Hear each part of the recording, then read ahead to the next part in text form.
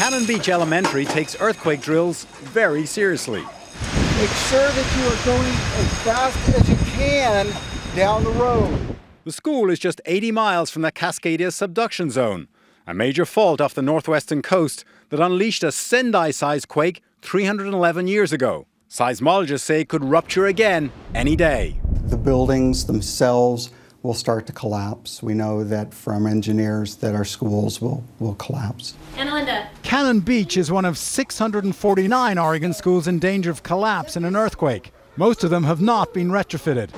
307,000 students are at risk. Because we've only known for about the last 20 years that we had the potential for one of these great earthquakes, we're not as prepared as we should be. Due to a $3.6 billion deficit, Oregon slashed the school retrofitting budget by 25%. Retrofitting includes strengthening doorways and adding extra wood and bolts to stop walls and roofs from coming apart. It will be at least 20 years before all the schools are fixed, lagging far behind Japan's earthquake readiness. 8 seconds after the Sendai earthquake began, Japan's new early warning system was sending out an emergency alert across the country. Now, despite the substantial risk of earthquakes along the entire west coast here, the US has no similar system, something experts say could cost us dearly. There is a prototype. Shaking expected in 21 seconds. Seismologists are testing a network of seismic detectors like they have in Japan that will give people vital seconds of warning time. You could have a surgeon stop operating on a patient. You could bring an elevator to the nearest floor.